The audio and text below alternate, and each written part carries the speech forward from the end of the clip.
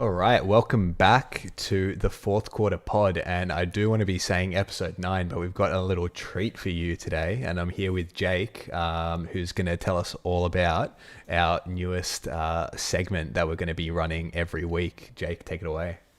Good evening, everyone. I'm very excited to be bringing you content 2 times a week now. This is something that Luca and I thought about in terms of what else can we bring that's different, exciting, interesting, engaging with the fans. And we came upon a segment that we'd like to call 7 minutes or less, taking inspiration from the mid 2000s Suns that were coached by Mike D'Antoni, the 7 seconds or less Suns. That's how we got the name. And we basically want to talk about things here that are the soup of the day or really hot topics that me and Luca can unfold and talk about our opinions so you guys get a better idea of what we think about certain players and ideas and situations. So that's where we are. And this is episode 1 of this segment. And we're kicking it off this week with big man talk. We're talking about two centers who I believe are very closely ranked, but for different reasons in terms of what they bring on the court, and that is Nikola Vucevic and Rudy Gobert. As I said, play the game in very different ways, approach winning in very different ways. Luca, tell me who you would have and why, taking into account regular season and postseason. All right, so yeah, only got a few minutes here because I got to let you get in on this one as well. So I'm going to keep it as short and sweet, sticking to our name.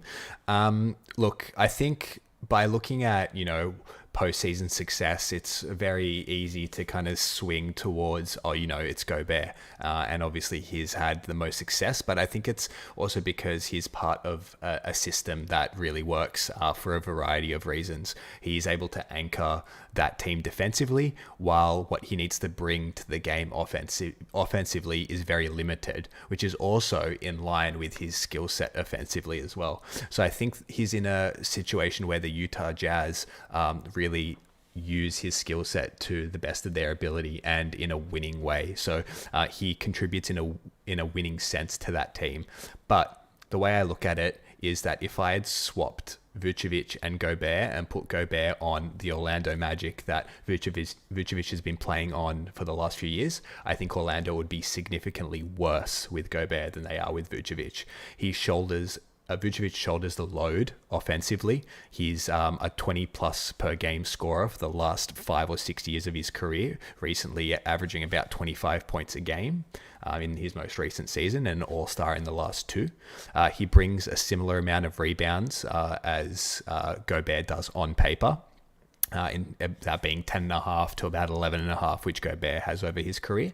But what I like about Vucevic is he has certain qualities to his game that Gobert just doesn't. He's not a prototypical big man, or maybe in this day and age, he is a prototypical big man because he has a jump shot. He has the post moves. He can step out to the 3-point line. He's recently, in the last few years, shot at about a 40% clip from three. For a big man, that is wild, and nearly between 80 to 90% from the free throw line. So he's just such a powerhouse offensively, and I think in the right situation, Vucevic would bring more to a team overall. He also gives you about a steal and a block a game. Again, nothing to what Gobert brings defensively, and I know probably want to let you talk about Gobert a bit more, but I think what Vucevic brings is a bit of a Swiss Army knife to a team in giving you an anchoring big man presence while providing a lot on the offensive end and versatility wise. I personally would take Vucevic, but it's very close,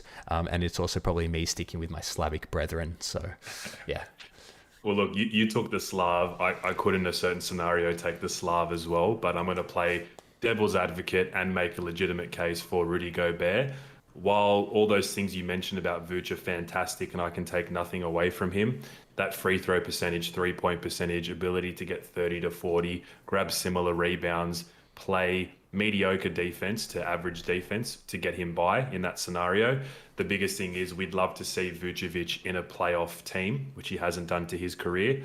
Obviously getting traded to Chicago with about 30 to 40 games left in a COVID affected season doesn't apply to that. So this is the first time with Chicago we're going to see Vooch in a winning situation, and I can't wait. But what you mentioned earlier about Gobert is very poignant in the sense that he's in a perfect system and he's the prototypical big man to catch lobs, to protect the rim, to terrorize people, to create that atmosphere around him where medium-sized NBA players are scared to go inside.